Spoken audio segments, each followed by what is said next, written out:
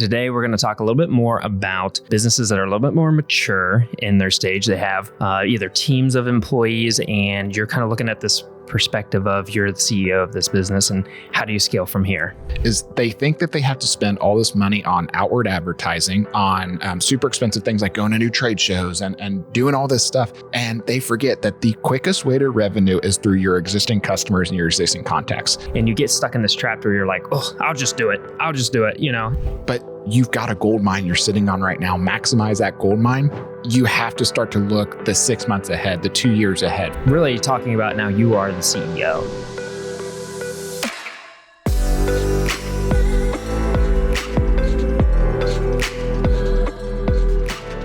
Hey, everybody, and welcome to another episode of the Next Gen Strategies podcast. Today, joining me as always is Tyler Davis. Tyler, why don't you tell the people about what we're going to be talking about today?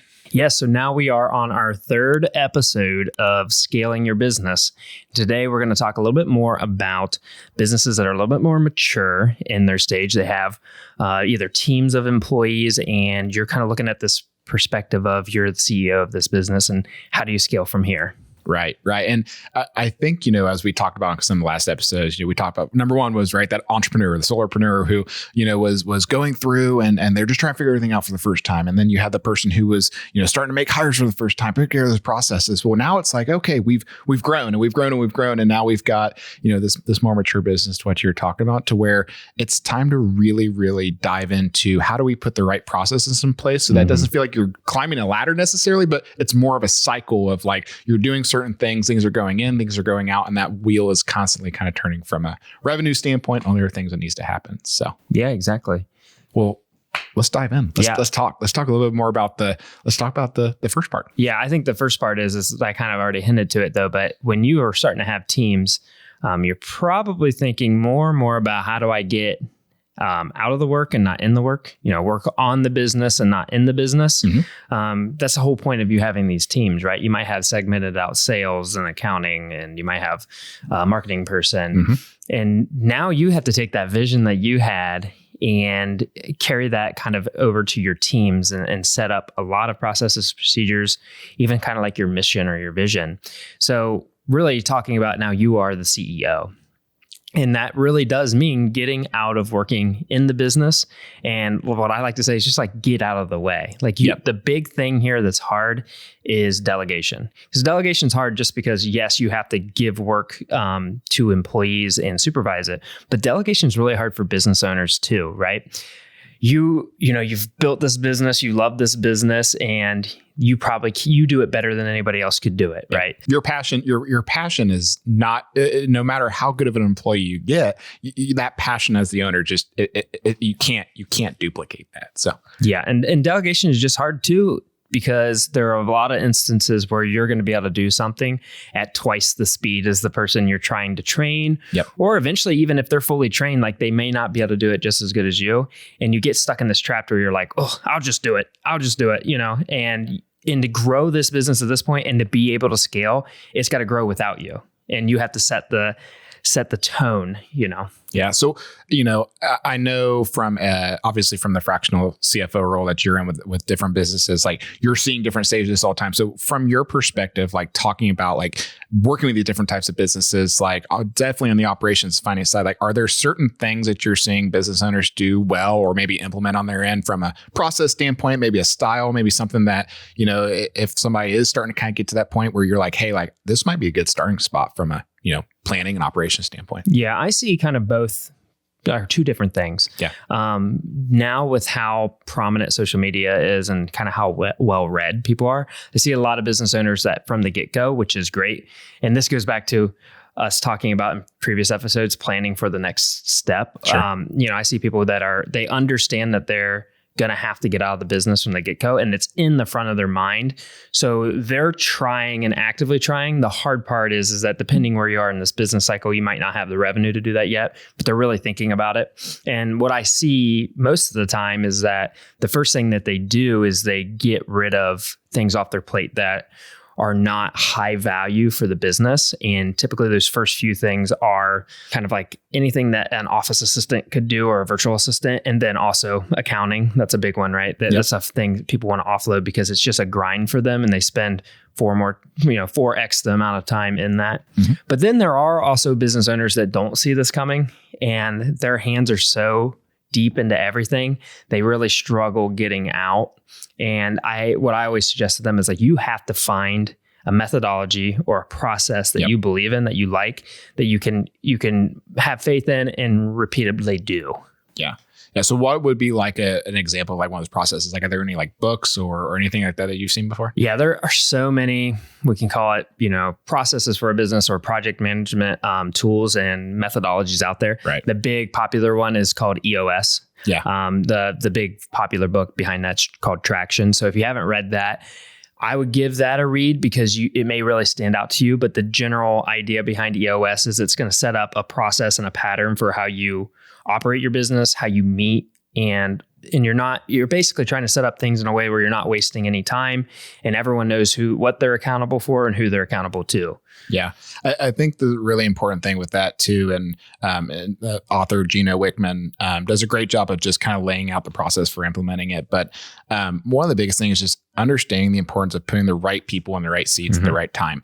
And I am as guilty of this as anybody, but there are certain things that you're really good at, certain things you're not good at. And so being able to self-identify those things, to understand like, okay, like if I'm really good on the accounting side, or I'm really good on the operations side, or I'm really good on the marketing side, sales side, product development side, like whatever those things are, just figuring out like, I have to make sure I'm doing what I need to do, and then making sure that I've got people set up in the right seats to ensure that they're doing what's going to bring the most value to the business and themselves from a personal standpoint. Yeah. And this is, I think, a real life example of, I think, a lot of businesses, and it's hard to say a hard number. It could be when revenue's at 2 million or 5 million or 10 million. It depends on your business, right? But there is a wall you will hit if you do not get out of the way and let teams run your business for you. Right? Because you are the limiting factor. There's only one you. So you have to have these systems so that you can believe in them and let that machine run and you set that direction. You're going to hit that wall. And I think that's kind of what we're talking about here, finding a system to allow you to push past that wall. Yeah. And I think just one other piece of that is, we're talking about putting the right people in the right seats and getting people to do the right things that they're really good at. But sometimes it can be hard, as a business owner to like figure out like, okay, so like, how do I determine whose skill set is good and what do I need right now? So, and we've talked about this, some of this on the other podcast, but like depending on the department and the discipline, there's almost always some type of, consultant out there, somebody who you can kind of lean on.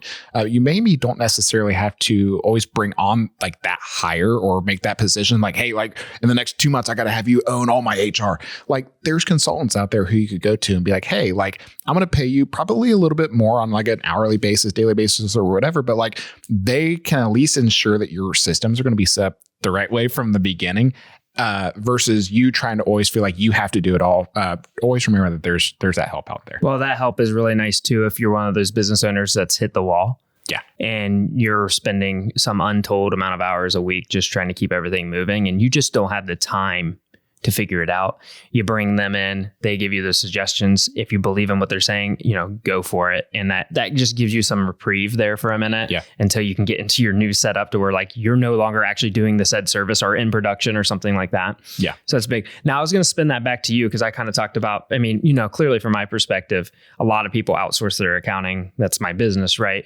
Pretty early. So what do you see in terms of this kind of stage for on the marketing and sales side? Yeah, I think most businesses by this point in time have at least an understanding of, who their target audiences are, what they do well and what they don't do well. Typically at this point in time, like I'm just going to start saying like marketing tactics wise, right? Mm-hmm. So like you've got your brand, you've probably got some type of website set up. You might have some bare bones kind of basic social media channels type of things set up. But one of the things that I often see businesses not doing that, if you were to go order of operations, right? Like how do you kind of start with a foundation build off of? They oftentimes don't have all of their contact and customer data put together in a way that's easily accessible. So one of the first things you might have done some sporadic marketing, you might have done some couple of things, but one of the first things I would definitely hyper focus on now at this point in time is you probably have multiple different customer types that you're serving, multiple audiences. You might be in different industries, like depending on what you're doing, you might have different product lines. So at this point in time, I always say like, okay, so if I am, getting ready to figure out like, what am I going to do? It's 2024. I'm already starting to plan for 2025. So you have to start with those concrete sales goals, because that's what marketing is really going to be working for, right? Like you have to set those concrete sales goals and then you back into it. So really from my perspective, like when I'm advising businesses who are on this stage, so I'll say, okay, so what are your sales goals, right? And if they could break them back down by product, by revenue, like that's awesome. Because once you figure that out, then you can set, marketing spend and sales spend to a certain degree is always going to be usually a percentage of revenue. Like you're going to do a budget. You're going to say like, hey, I know I need to do 2% of my gross sales need to be in marketing budget, or 3% or 5%, depending on how aggressive you want to go. So it's weird to say like from a marketing standpoint, you start with the numbers, but you start with the numbers. Right. So once you got those goals set up, right? So figuring out what your sales goals are, like how much you're going to increase, right? Are we going to go from like 10% revenue to 15% revenue next year growth? And then you get down to, okay, now let's figure out who those customers are that we're trying to go after. Who's that target audience? Who are the industries that, we're doubling down on? What are the ones we don't want to necessarily serve anymore? Who are the contacts in those industries? And how do we figure out, how many leads or how many customers we need to hit our goal? And so one of the things I always advise, if you can figure out basically how many customers or what is the average value of that customer on an annual basis to you, and you can start to then back into saying, okay, that means I need 5 more customers, or I need 10 more customers at an average value of $10,000 a year or something. Got to get those numbers right. And so I know from your perspective, you're often helping businesses figure that out first before they come to me. This goes hand in hand, right? So what I think about when you're at this level is now you need to start deploying tactics to look into the future. Yep. And, I always try to explain to people the difference between like an accountant and a CFO is that accountants kind of work on the past. And then your CFO is working on the future. And you think about you as this business owner now, you're the CEO. So you're going to start to build out this, doesn't have to be a C-suite, but you have leadership in place, right? Yep. Or consultants in place where you are starting to look at the next 3 months, the next 6 months, the next 12 months, right? And what I think the big thing you see here is a lot of times this business, and it's very successful, it has this mixed bag of revenue sources, right? And there's probably somewhere in there, and it leads to you where there's that ideal customer or a client, and that produces the best margins. It produces another thing you have to think about in this labor force is it's the work that like your labor actually wants to do. Yeah. And that they're trained to do. Yeah. Because right. I guarantee you go into any business, you can talk to any of the employees and be like, I hate this or I hate that.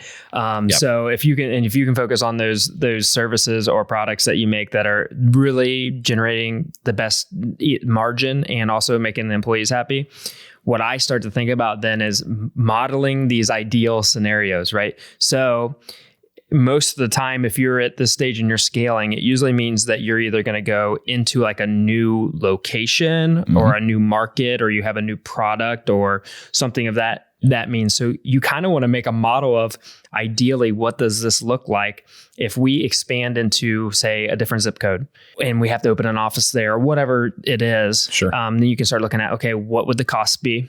What would the revenue be? How many clients do we need to get? And then that kind of backs into what you're talking about as well. And you can start to see, wow, the bottom line on that projection is say 20% or 15% higher of a net margin than what I'm doing now. And you can start to see and optimize, because that's what you're going to have to do at this stage to keep growing successfully and not just grow just your sales number and your expense number at the same time and not make more money. Right. So that's what I start to really think about is more looking forward. You got to carve out time for you and a couple other people to look forward, from the standpoint of you as the CEO, looking over everything, your sales and marketing, and then your, forecasting financially. Yeah. And I think that goes right back to once you've kind of got that ideal picture, right? Like, this is the picture I want for my business. This is where I want to grow. This is the model I want to be able to take. And if I'm in a certain market or a certain industry, how do I take this, replicate it here?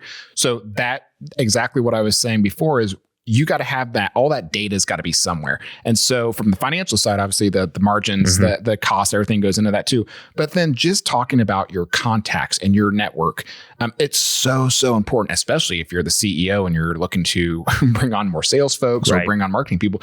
You have to give them data so that they know who's in your network. Who should I be reaching out for? The biggest thing that I see business owners, business leaders make mistakes with is they think that they have to spend all this money on outward advertising, on super expensive things like going to new trade shows and doing all this stuff. And they forget that the quickest way to revenue is through your existing customers and your existing contacts. I just had a conversation with somebody last week, and they, we're putting together kind of an email campaign. And part of that email campaign is, they're saying, hey, we have a bunch of customers who don't even know that we have these 2 or 3 other service lines. And they're like, yeah, and it would be a no brainer, but they just don't know about it. They just never heard about it. And so when we were having some initial strategy conversations, we talked about like, how do we get new leads and how we bring it? And that came up, and I said, well, hold on, like, you're already in the door. These customers already trust you. Go talk to them, see if they need additional revenue. Like it can be as easy as, and this coming from a marketing guy, just pick up the phone, call them, ask them, see how things are going.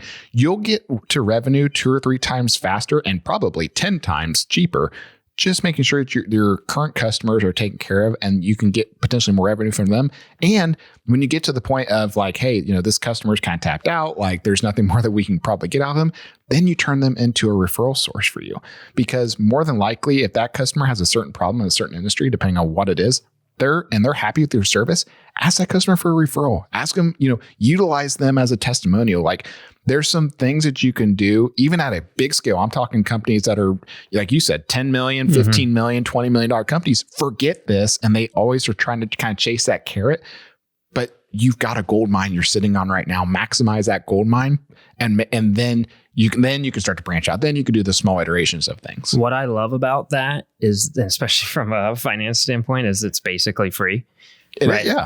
It's effort. And the other thing that's really nice about this is that if you have those existing clients, I don't care if you're in production or if you're in services, we all know that bringing on a new client has the sunk cost of whatever it takes to prepare to deliver to that client. So if you're in the production side, you might have to set up a new setup on machines. If you're on the services side, you got to onboard them, figure out what they like, what they don't like, what they need.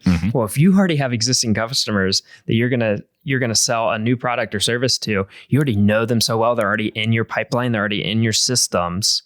So you're cutting out a ton of extra overhead and time for your employees, and that makes it even more profitable. Yep. And the other thing that I want to talk about too, that I think just makes me incredibly happy when I see it happen too, is that at this point in time, you can start looking at other businesses that you could form just handshake partnerships with, where, say they're a lateral type of business, right? Yep. So if you are running a plumbing business, the local electrician.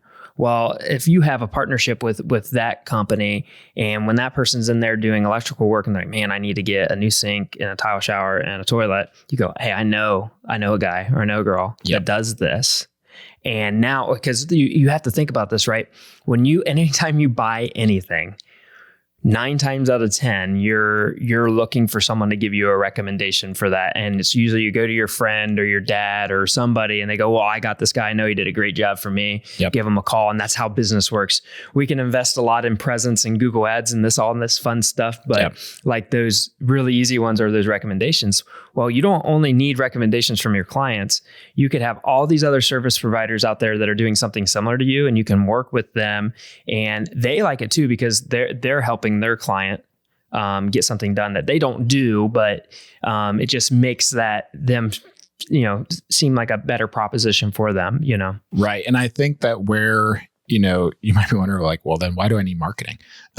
So like where marketing's role is really evolving now is being able to capture those stories and those success stories from your existing customers and use that messaging to arm the sales process. And so right now, to your point, number one, go find other partnerships, go find people in similar types of industries, maybe operating in a different place or who are serving a similar customer base. But even when you go ready to have those conversations, or you say, hey, I'm a plumber, I'm reaching out to an electrician. That electrician says, hey, I know somebody who actually might need your work. regardless, that person who you're getting referred to, you might have a really good in the door. They're going to go, at some point, they're going to check out your website. At some point, they're going to go potentially look at some videos you did on YouTube. At some point, they're still going to have to make a purchase decision from you. So rather than focus on how you go get that person, use your partnerships to go get that person, but then your marketing should really be around how do I now nurture and close? And that is becoming a piece that I think increasingly important is how do you differentiate yourself? How do you make sure that you're speaking to that person, addressing their pain points? That's marketing's role, right? Yep. And so once once you have that content created, then you can repurpose that content for, finding new leads and doing things with Google advertising, different things like that. But like that core of just making sure that you're telling the story, you're capturing the results, you're nailing down the pain points and words that your customers understand. That's marketing's role in 2024 going into 2025 is you have to be able to distill things in a way that's going to, one, help if somebody's making a referral and they're sending somebody something about you, make it easy for them to do that. And then two, when that person receives that information, making sure that it's also distilled in a way that's easy to understand and addresses their pain points right out of the gate. Yeah. And a lot of these referral networks, sometimes, people will share revenue on those. Like they'll pay, like a finder's fee or 5 or 10% or something like that. But a lot of these is none of that because it's mutual, right? Because you're going to, as the plumber now, you're going to refer out to this guy that's an electrician because you found a guy that you trust. And a lot of times when we're doing these types of products, we need all of these different service providers in that setting. Yeah. It's no different on the production side. If you're in that you have all these different vendors and all of that, those partnerships are ideal. And, another thing, I think we're going to do another episode on this to go a little bit more in depth. But when you're at this size of business, you're starting to have some leverage, right? You have a big, strong business. You generate a lot of revenue. You can start looking at some of these other lateral businesses that may not do exactly what you do, but are in a similar niche. Yep. And you can look at business acquisition and, scaling. You could acquire a business that does the exact same thing as you, sure. But you can also look at something that does something similar to you that's in the same niche and use that as a marketing tool back into your business. Yep. So now you have what could have been a marketing expense be something that's generating revenue for you and pushing more business into your main business. Yeah, I just heard from a partner of mine the other day, and I'm going to butcher it, but I'm going to try to remember what he said. It was, as a business owner, you're either, to grow, you got to do one of three things. You're either going to invest in the business, you're going to divest non-profitable things, or you're going to acquire. And so I top of mind, I just remember him saying that the other day. And I think that that's exactly right. Like there's multiple ways to revenue, and we are 1,000% going to cover some future podcasts. We're going to 100% cover some different ways and some, as part of the next gen strategies. Like we're going to give you some tips and tricks just on, some creative ways to find more revenue that maybe it's a different way of looking at things. Yeah. And we'll bring some experts into that have done it for sure. Yeah. Well, I think, just to wrap things up today, I think we covered a lot of things pretty high level, especially in the last 3 episodes, right? Again, scaling as an entrepreneur to that kind of one person who's starting to hire folks to then now you're an established business. And, just in today's episode, just to kind of recap. So number one is, as a CEO, you should always be, looking for how you can work on your business instead of working in the business. And so once you get to a certain point, like you have to start to look the 6 months ahead, the 2 years ahead, figuring out, how from a visionary standpoint, am I working here? And then making sure that I've got the right people in the right spots on the bus to ensure that the work's getting done. And then the second part of that is, okay, so on the operations side and the people side, that's great. But then how from a revenue standpoint are you generating things? And so talking through again, from a marketing standpoint, making sure you've got to define those goals.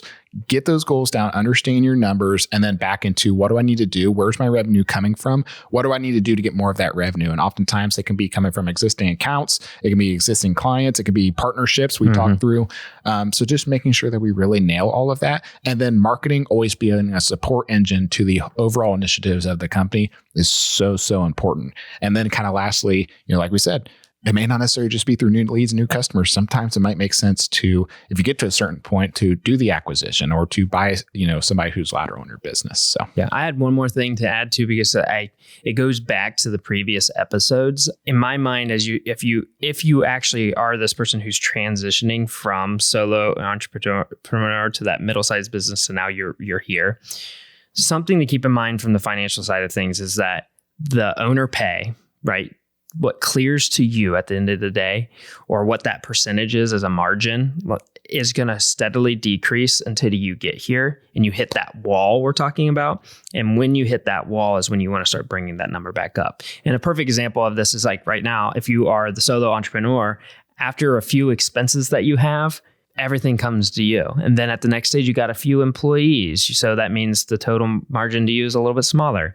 And then when you hit the stage where you have to get completely out of the business, keep in mind, like, it's going to sting a little bit because you're going to have to onboard more people that may not be generating revenue. And you have to be prepared for that. And the one thing I just want to say about that is, like, make sure that you can set your lifestyle up in a way that you're able to not need to tap into that money. And this is that reinvest into the business, because it will pay you dividends later. Because once you get to the point where you're out of this business, all that margin is coming to you. You have a real business here. You have a revenue generating machine. And the other thing that it really helps for too is at any point in time, if you want to sell that business, it makes it so much easier and gives you so much higher of a multiple, because that buyer knows that business doesn't rely on you. They could step in as a CEO and run that business. Absolutely. Well, everybody, thanks again for joining us on today's episode of the Next Gen Strategies podcast. As always, follow us, like, subscribe, wherever you get your podcast, whether it be Spotify, Apple, etc. And we look forward to having another episode soon. Thanks. Thanks again for joining us today on the Next Gen Strategies podcast. Be sure to follow the show on Apple Podcasts, Spotify, or wherever you get your podcasts. And if you really enjoyed it, give us a share on any of your favorite social media channels. And don't forget to leave us a review.